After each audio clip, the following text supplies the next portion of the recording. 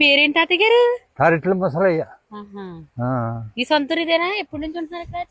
చిన్నప్పటి నుంచి మా తాతల నాటి నుంచి ఇదే ఊరు. ఎక్కడి నుంచి తాతయ్య ఇదంతానే? ఇలాగలా కడకుంది ఉడిపిసేనికి. ఏ ఊరిది?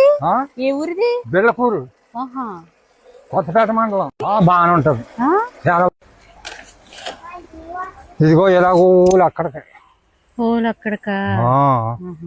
ఆ చివరికి, ఆ చివరి నుంచి ఊళ్ళకు కాపాడుతుంది చూడండి, అవును అక్కడికి. ఓకే, చాలా బాగుంది ఇక్కడ మీది. బాగుందా? ఆగాను నేను.